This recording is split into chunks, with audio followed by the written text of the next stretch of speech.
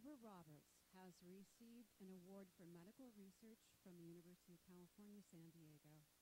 She has appeared on numerous television shows, including NBC Nightly News, The Tyra Banks Show, The Learning Channel, and over 30 other television shows. She has also read over 6,000 faces. Some of us are in the audience today. And she has presented over 350 classes on face reading. She has presented classes to such entities as to the United States Navy, Jenny Craig, Wells Fargo Bank, and UCLA. She is the author of What Your Face Says About You, and she is also here to tell us this morning about how we can have an intuitive edge in understanding people. Please welcome Barbara Roberts.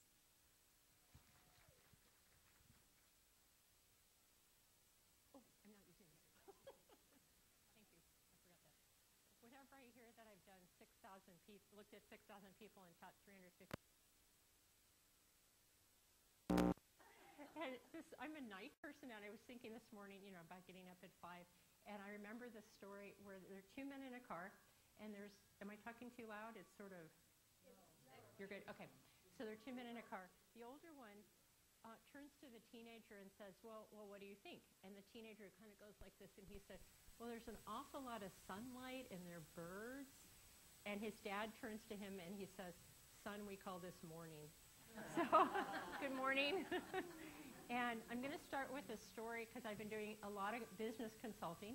And face reading is a system that is 2,000 years old. Abraham Lincoln was an expert at face reading. Aristotle hand-selected the generals for Alexander the Great, who won dominion over the whole world. Socrates taught this to his students. So it's a very old system that I've taken from my medical research background and all my TV and radio stuff and moved to be for our era. So the application is really having the intuitive edge in business. So I always say there's the outer life and this is the inner life. And if you can track someone on the inner life and the outer life, you've really understood them well in their character. So 2 years ago, and I changed all the names, by the way. So this man contacted me from Birmingham, Alabama. He owns a company of 1,000 people, 1,000 employees. And it's a surgical company, and of course my background's Western medicine for 30 years. But he contacted me and said, my wife heard you speak at this famous spa, and I'm just about to do a presentation for a man who owns 200 hospitals. So here's what I want to say to him about our company. I'm from the South, so I want to tell him a little bit about my background. Then, there's a nursing shortage, and the people are stressed in the OR, operating room. So we want to really give him a good product because our product's the best on the line so that he can prosper. So I said to Gene, that sounds great if you're talking to me, but I need to see this other man's face. So he downloaded, because I do this all day on the internet by photos from all over the world.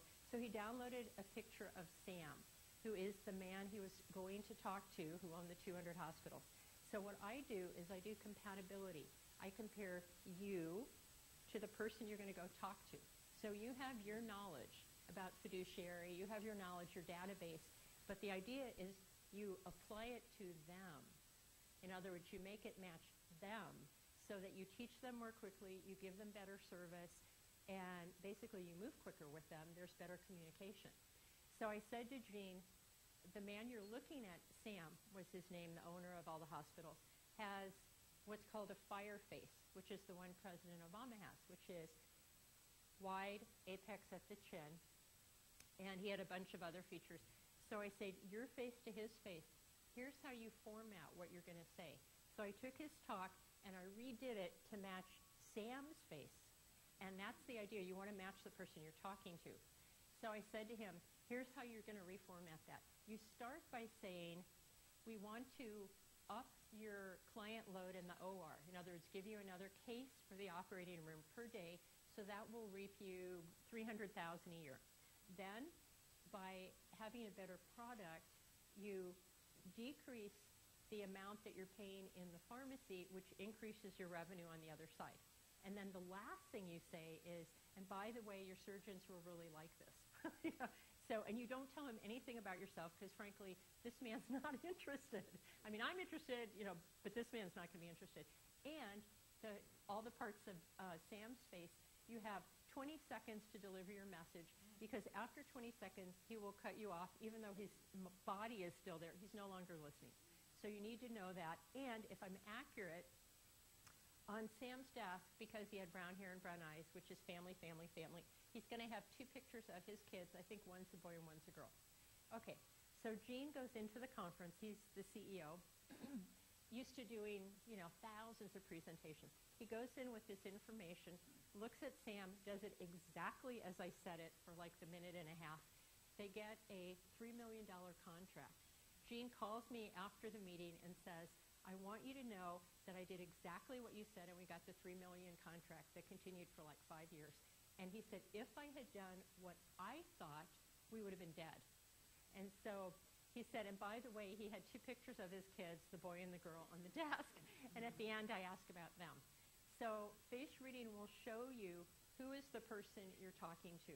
Not you, not my feelings and thought, but what is the style of your client? What is the style of your daughter-in-law, son-in-law, the person who you want to understand more? It will tell you exactly what they're like. Now, how accurate is this? After September 11th, I was contacted by the FAA, and I did a short project on basically criminology, which we're not going to talk about today because no one, luckily, in here has criminal features. So I've already checked everybody out, just know. And, of course, at this point, everyone hits the ground and covers their face. I was telling them earlier that I did one class in San Diego for the La Jolla Ski Club, actually, and it was on April 2nd. And what happened was, so I'm turning around to do something, and I turn back, and they all put on masks. So I thought it was really fun. So, initially when I look at people are like, oh, I don't know. And then after about 30 seconds, when you figure out how accurate it is, then literally people are like this, and I have to go, okay, just move back a little bit from my face. So it's very, very accurate, about 95% accurate. And for 10 seconds, Irene, was that accurate for you? Oh, 200%. So that's the goal. What I do is I've developed a skill, and I was telling somebody before that my book on Amazon has 175-point ratings from people all over the world. They're not all my mom. And just how useful it is and help them and their families and their business. So usually books on Amazon got 20 reviews or something. So I'm very honored by that and feel that the goal of face reading is giving people healing and insight. And my training in medicine is about that.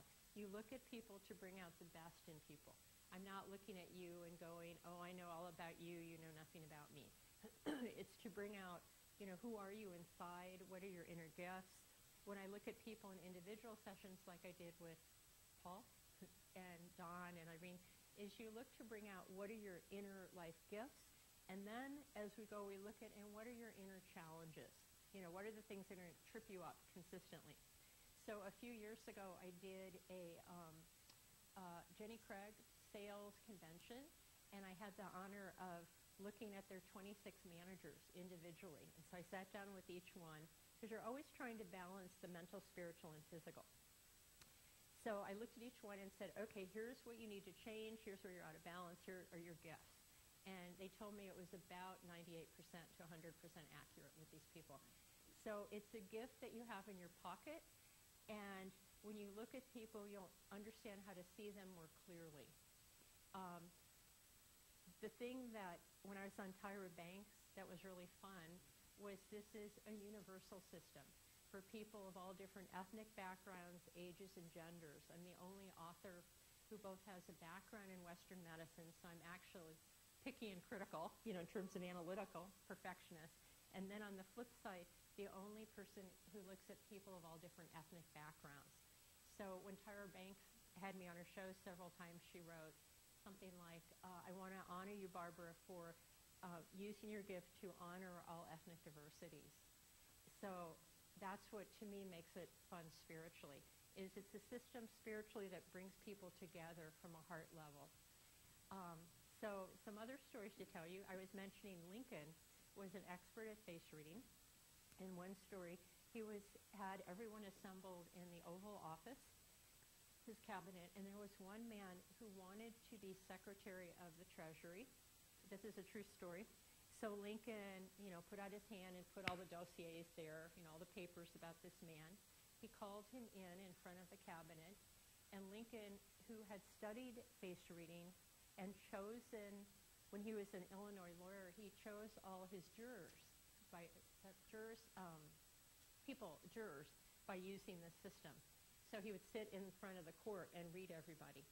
So Lincoln had this man who wanted to be Secretary of the Treasury come in, and Lincoln turned to him, looked at him and said, "Will you excuse us?"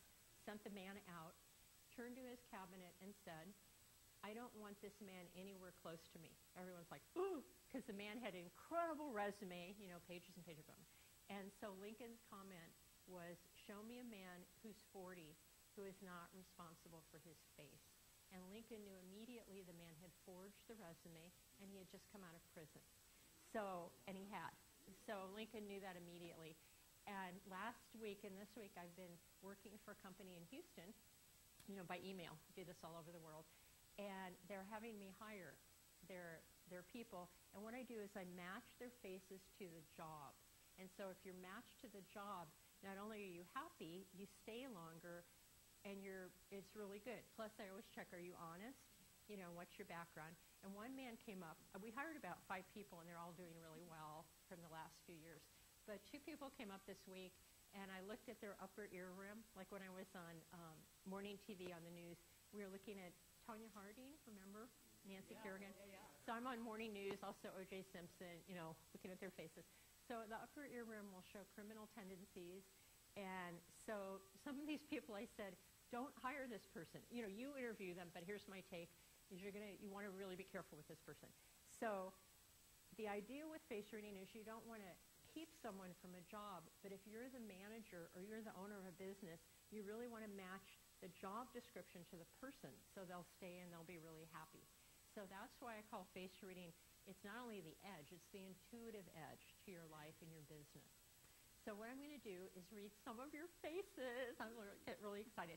So if you're not interested, of course, hit the ground, and I'll pass you by. Just kind of go like this, and I understand completely. And there are a few questions that are asked at the beginning, so I want to cover those. And the first one, not that we're shallow in California, but what about Botox?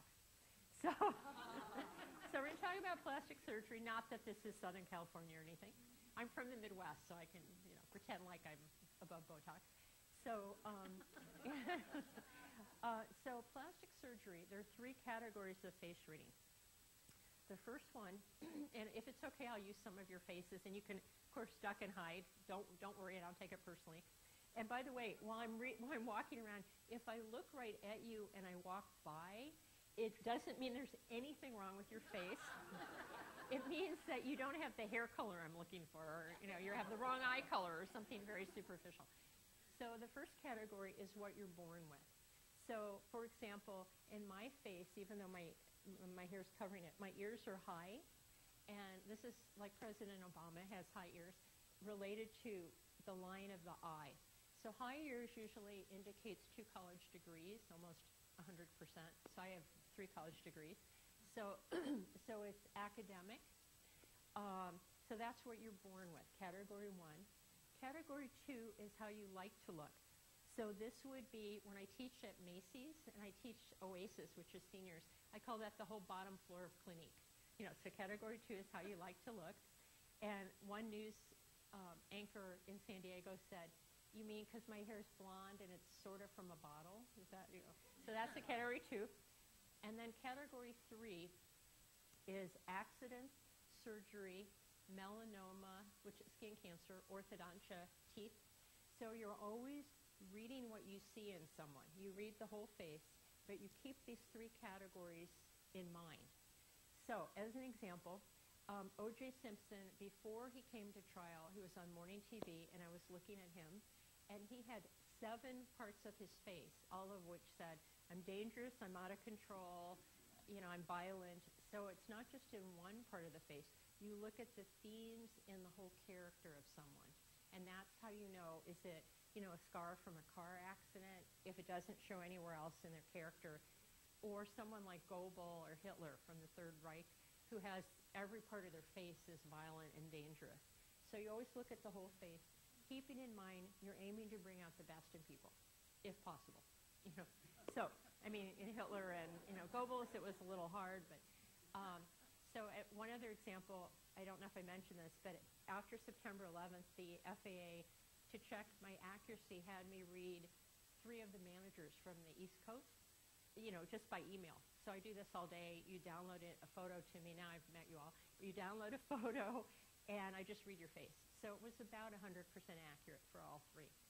So one man in Switzerland, when I was doing a reading for him about a month ago, there was a pause on the phone, and he said, "How could you know all this about me?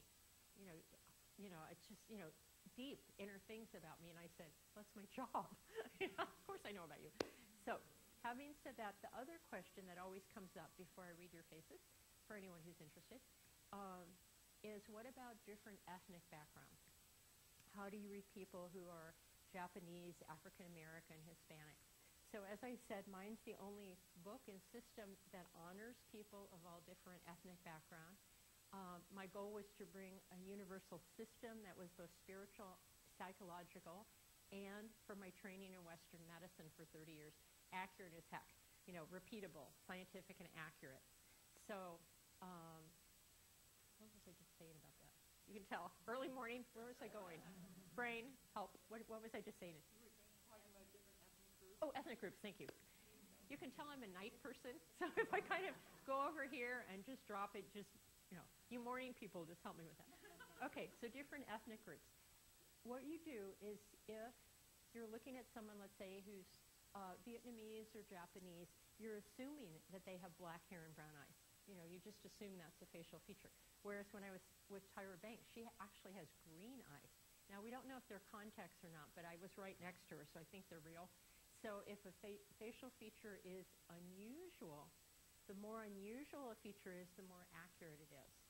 So with someone who's from a different ethnic background, and we assume they're Japanese, so we assume they have black hair and brown eyes. You look for the features in that person's character, in their body, because the body's always recording what's happening inside. So you look for the features that make them special spiritually, not things that you think, oh, well, she's Hispanic, so she probably has dark hair and brown eyes. But you look for her forehead or her eye structure. They're like, keep in mind, there's thousands of these features, and because I've looked at 6,000 people, always scares me when I say that it's keep a very high accuracy rate with that. And like as an example, talking to Irene, when I do individual sessions, if I make one mistake, I stop. So the goal is to have 100% accuracy and tuning into God. That's how you do it. You focus on God. I focus using my skill.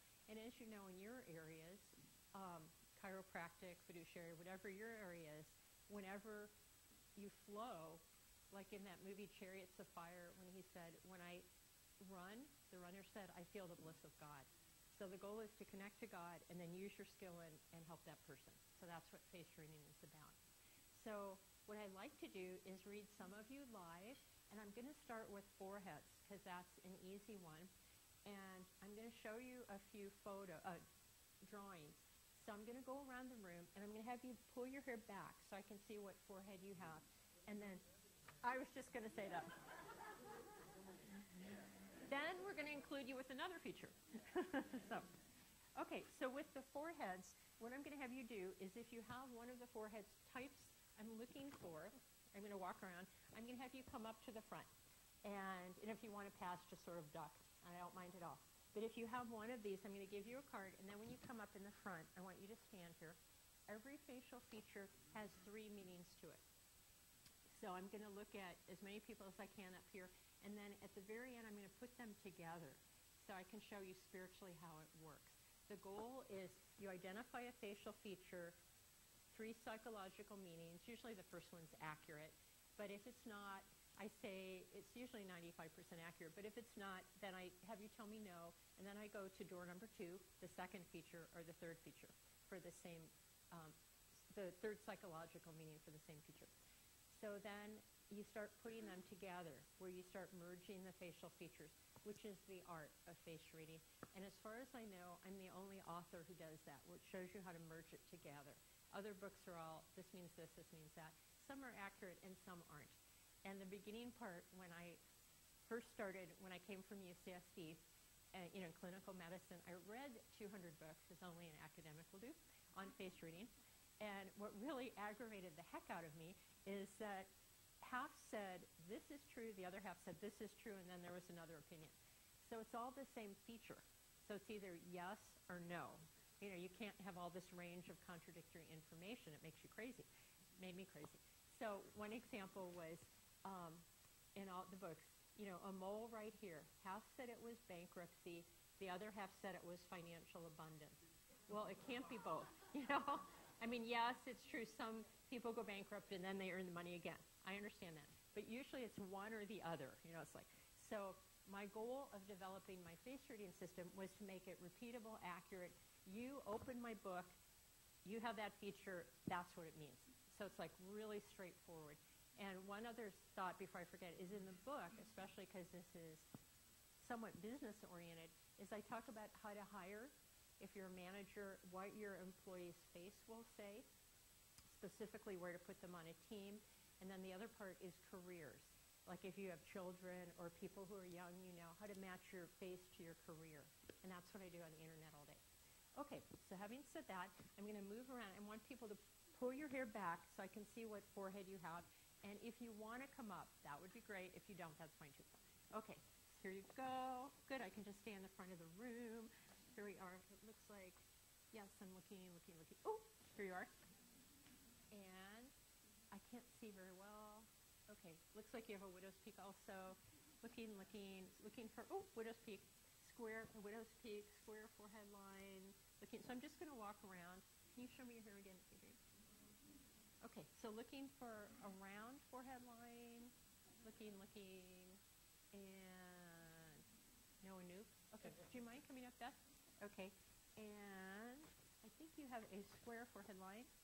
And looking for someone who has wispiness right in here, like Julia Roberts. Wispiness right in here. I think you do. Okay. Then we're looking for a tall, wide forehead. Looking. Okay, here you go. Okay, so if you have a card, come to the front. And we want to come to the front if you have one of the cards, please. And we want to give them a lot of energy because they're probably terrified. So just stand with me, you're good. And I'm going to have you turn your card so it's right at your chest. Like that. Good job, everybody. We're going to move over a little so that you can all... Okay, very nice. Now what I'm going to do, because many of you in the room have one of these foreheads, and this is where, of course, we take a bathroom break and you run and check your forehead. And keep in mind, and you'll never, I got to tell you, the thing I hear the most in these classes, because I've done 350, you'll never be the same after this class. You're going to watch the news differently. You're going to go home and look at your husband and go, well, I don't know. Or your wife, and or your kids. And also the other inner work, because I have done myself about 40 years of meditation and inner work, is go home and look at your photos as a child and look at who you were over time. And that will really show you about your inner development spiritually. Okay, so we're going to start with the widow's peak. And can you pull this is a widow's peak. Has like a V. So, and a few of you in between, I think you in the front, you also had a widow's peak, if I recall. So widow's peak, this is the one I have. So I feel I can be really direct, and you can tell me what's true for you and what's not. Okay, people with a widow's peak do any of the following. We like to have people relaxed around us. We don't like people being really formal. We're just like, well, what do you need? How are you? What's happening? Then we don't like to be told what to do. We're the wrong people for the military or the convent. When I see a widow's peak and someone's going into the convent, I'm like, are you sure you want to do that? We like to be given information, and then we creatively move it and we present it back. That's our favorite versus micromanage. True? I mean, we can be micromanaged and be okay, like I worked in medicine, but we need creativity around us. So it's spiritual, it's creative by nature. And then usually we like to dress in blue jeans and sweats when possible, or casually. We like being casual. But in her case, we're always reading the whole face. You have the poor structure of Tyra Banks, which is great taste in material objects. So you probably like to dress fancy and casual. True? Yep. Okay, take that. Thank you. Thank you very much. Thanks, Sonia. Okay, come on. Okay, so your name is? Toby. Chobi. Okay, tall, wide forehead, and we're looking at this gentleman. I'm going to point now. The gentleman over here in the cool tie. Tall, wide forehead, looking around the room. And, of course, when people are going bald, it makes you more brilliant. So this gentleman, tall, white forehead. Is it Bill in the back? And everyone look up the person in pink, and Paul, tall, wide forehead. This is the forehead of yours is also tall and wide. Forehead of Martin Luther King, very nice. So this is, by nature, humanitarian. When the forehead is large, really wants a win-win for people, usually very kind. So, and a thinker. Any of that true? Okay, thank you. All right. Yay! Okay, come over, Beth. So now what we're looking at is the round forehead. So I'm going to have you hold it way high. And these, by the way, are all in the book. I have hundreds of features on what they mean psychologically in my book. So this is a rounded forehead line. We'll have you turn it that way so they can see over there. And turn your forehead. So is it okay if I touch you? So this is round. And keep in mind, some people's are square, some are round. Everybody's different. So it's a style of personality. It's not right or wrong. It's what's your style of personality. So if you're a manager, what I tell people is you want to, as one example, read your employees' physical endurance level, which is a whole other topic. It comes from the philtrum, which is right in here. Can they work 6 hours at a time and need to take a break? Or are they somebody with a huge jaw structure so they can work 12 hours and not miss anything? So you want to read people closely so you can help them if you're a manager. Okay, so this particular one, come forward a little, they're straining over here, is the rounded forehead line. Have you turn over there? And I think yours is round, but I couldn't see very well. The rounding is people, people, people. So it's really good with the public. It's also love of people. And the other meaning is that you've had friends a long time. It's a line for long-term friendships. One woman told me, who is a grandmother, I said, have you had the same friends from high school? And she said, grade school. So this is a very auspicious forehead line for friendship. And if you have this line, you always want to show it, pull your hair back when you go to apply for a loan. And I think you have this. Sorry to point. In the black, right? Yes. I think you have that forehead line. So if you're applying for anything that involves people, you want to show your forehead, pull it back. See, there you are. Okay. Is that accurate? Okay. Well, yeah. Okay. So now I'm going to see if you have this, because I'm going to pull your hair back. Okay. Now on a 1 to 10, yours and your name is Robbie. Okay. Come forward so they can see over here. On a 1 to 10, hers is a 5. So this might be accurate. It might not. What we're looking at is wispiness right in here. So it's hair right in here. So turn over here so they can see. It would be wispiness right in here. Now, Beth had it almost more than you do, so I'm going to say this, and you can tell me if this is accurate. This is the one Julia Roberts has.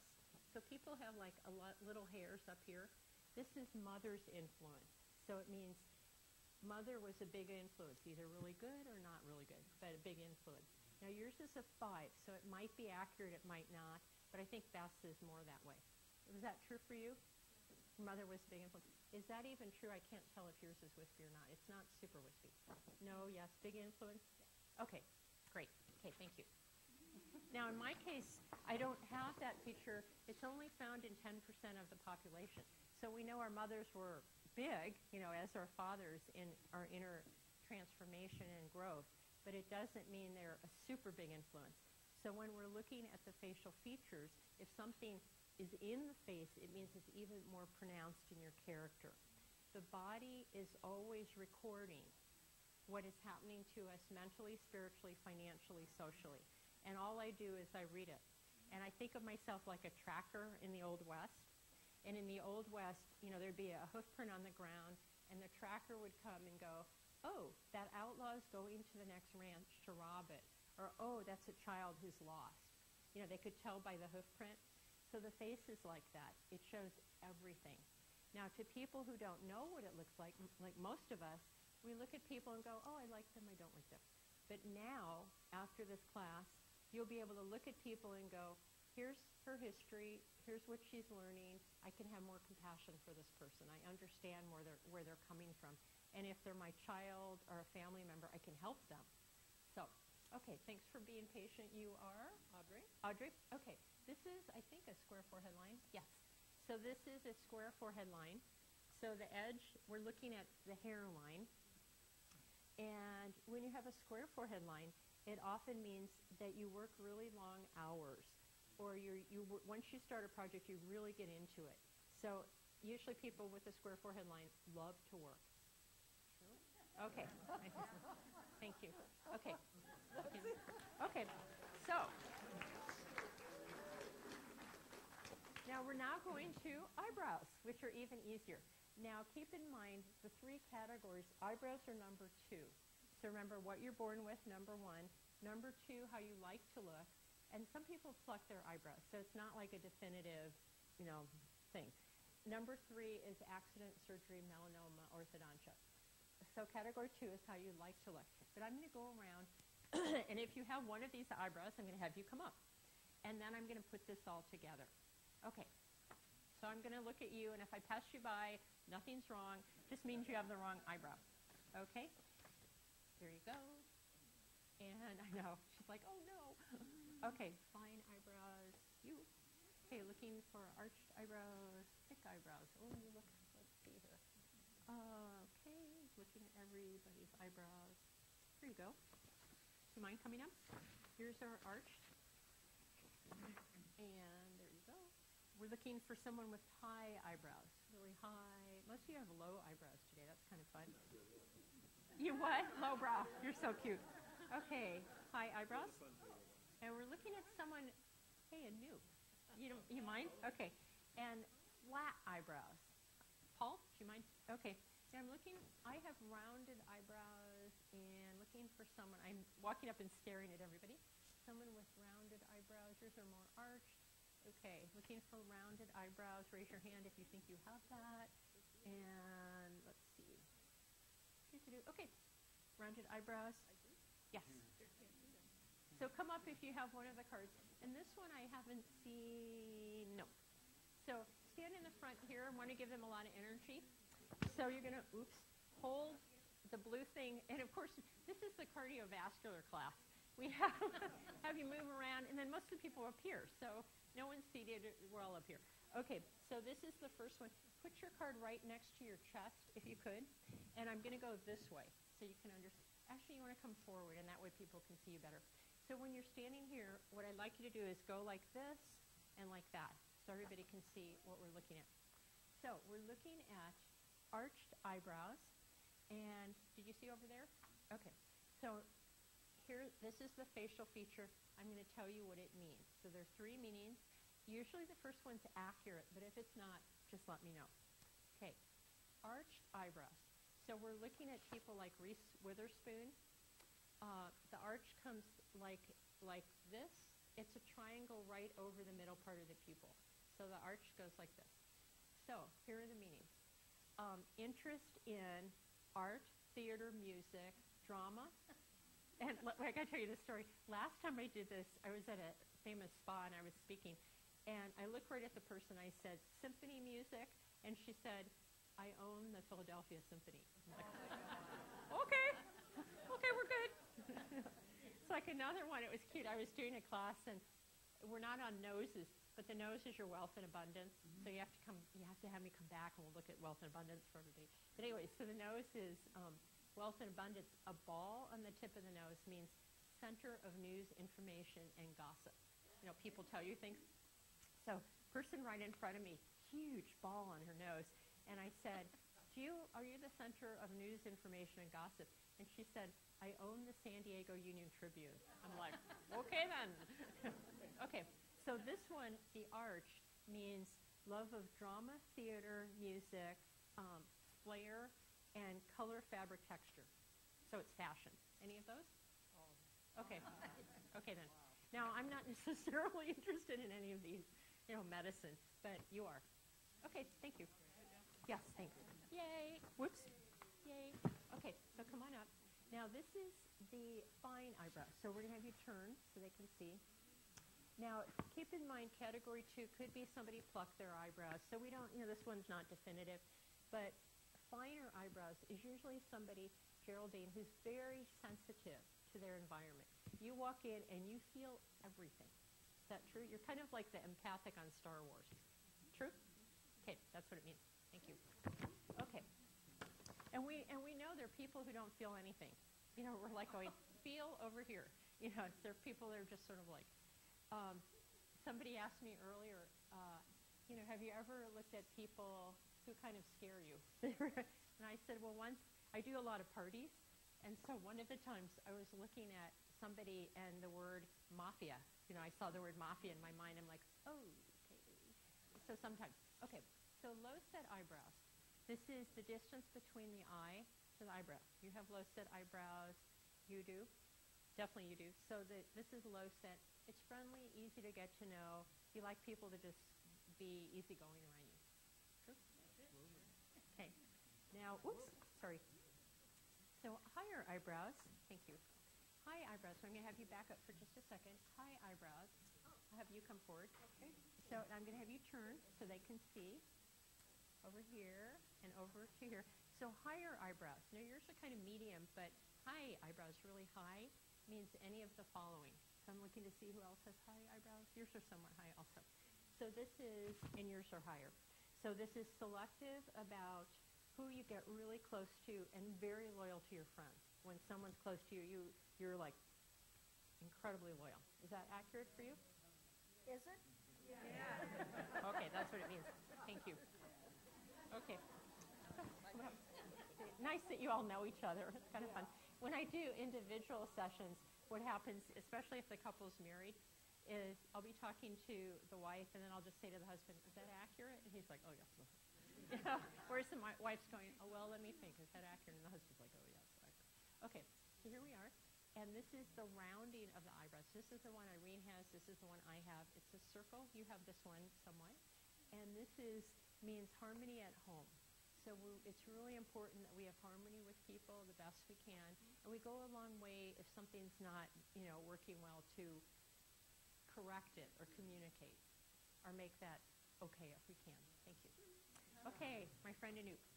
So this is the eyebrow that often CEOs have, people in business who are really good at what they do.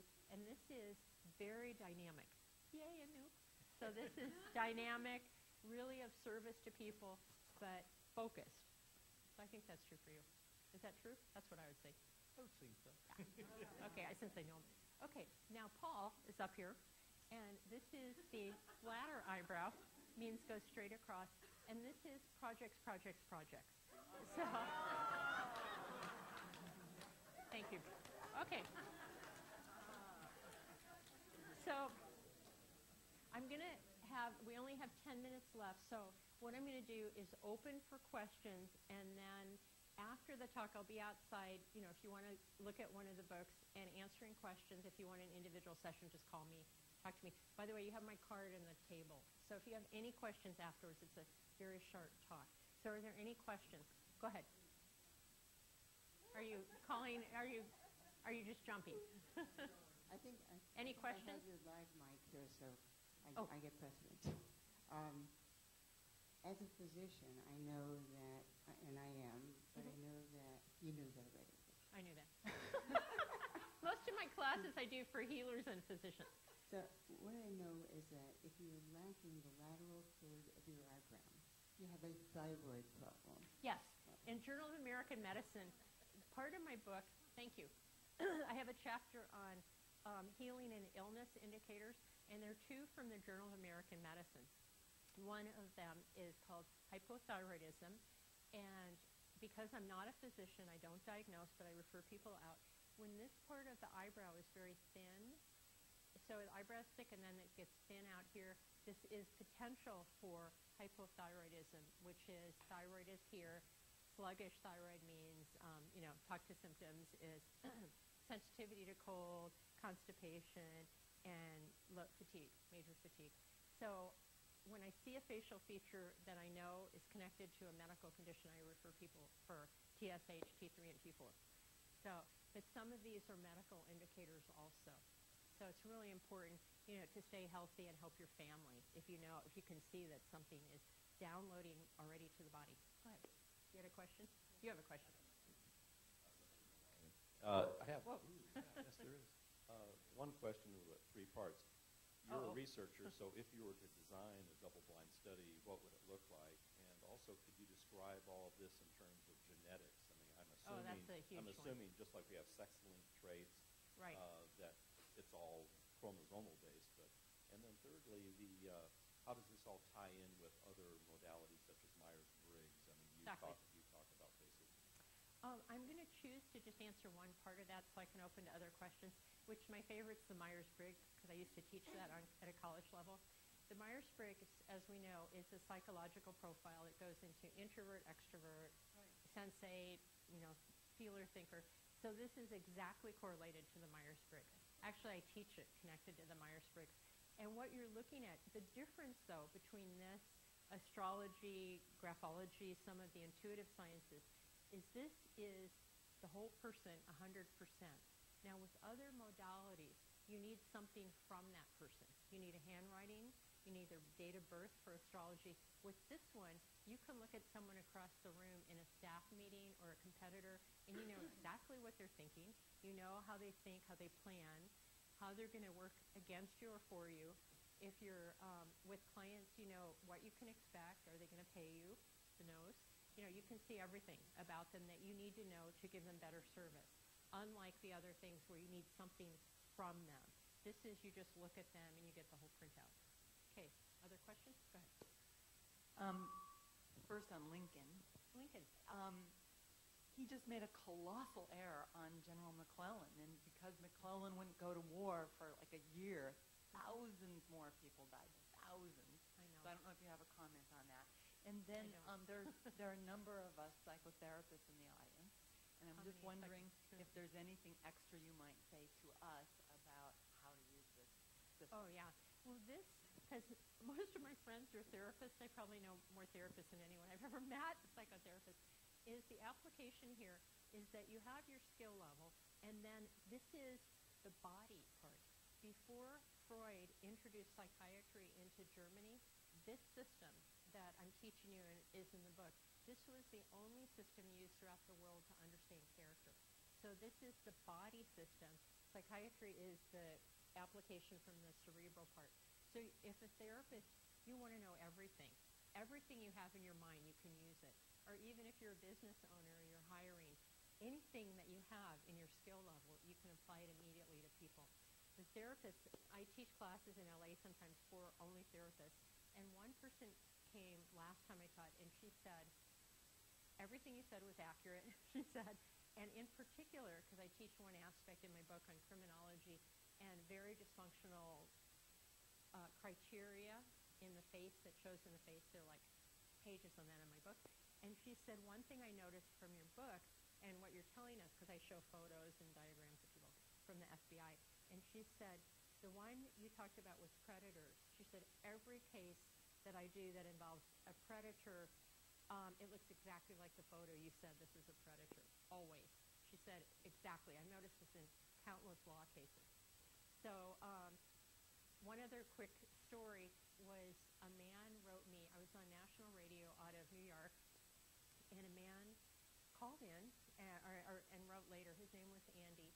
He said, I've been a police officer in New York for 25 years, and I'm calling, he wrote on Amazon actually. He said, I want you to know that everything in Barbara's book is 100% accurate on criminology. He said, I noticed all these features over 25 years, these patterns. So we're talking about patterns of personality, and they're neutral. So if you're a psychiatrist or a doctor, these are neutral patterns. So you take them and you apply them to that client. And he said, what did he say? I think every detective and police officer should read her book. And one of the Chicago heads of homicide told me, if only we had known this in our training, it would have saved us lives, because we didn't know some of these things, and we're on the street and our lives are at stake. And he said, you have like the blue book or whatever that's called, the manual for here's what it looks like if you're going to be dangerous. So, but most people look great. So that's like the really select people. You have another comment? What I tell people is one first step is having your own face read, especially if you're a therapist. So where am I coming from? How will I come across to this client, unbeknownst to me? So I look at your gifts, your shortcomings, how you'll be as a therapist, your application as a business owner. And then I have people buy the Brown book, and then I have a whole bunch of charts on my website and PDFs, romance, how to choose your life career, that sort of thing. So just go on my website. You have my business cards in front of you, or call me if you have any questions. And the other thing that people often do, I have a friend actually who's in LA who's a famous therapist, is he downloads photos to me. And so he's told me everything I say is exactly what he thinks, which is a little scary. So if you have clients that you're looking at, it's all confidential, and I go, okay, here's how you work with them. Here's the areas, And my goal, like I was telling Irene, I had a client yesterday out of Chicago, because I do this online all day, and she said to me, as I'm listening, she's telling me about her mood swings, really severe mood swings. And I said to her, have you gone to a medical doctor and had a diagnosis on this? And she said, well, blah, blah, blah, blah, blah. And so in my brain, but I'm not diagnosing, in my brain I'm thinking bipolar, just questioning. I said, you really need to get a medical diagnosis. You might have been misdiagnosed, not telling her she was, and you need to get counseling for help you for these angry periods. I think that would be really useful. Look at nutrition, because I said you eat only sugar and coffee, basically, don't you? And she said, well, actually, I do. So I said, okay, you really want to study something in nutrition, and then get this other diagnosis. And she practically cried, because everyone had given up hope on her. And she said, okay, I'm going to do it. So my goal is to get somebody to the help they need. And then she said to me at the end, oh, my brother's bipolar. I'm like, genetic components of metabolic brain function. So my goal is to get somebody what they need. So other questions, because, time. One question, and then I'll be outside. Go ahead. I'd like to come from a different tradition, perhaps, possibly the shamanic tradition. Okay. From the concept of shape-shift. And also, back from the scientific position of epigenetics, in which there's enough research to show that we aren't genetically enslaved to this code. Of course.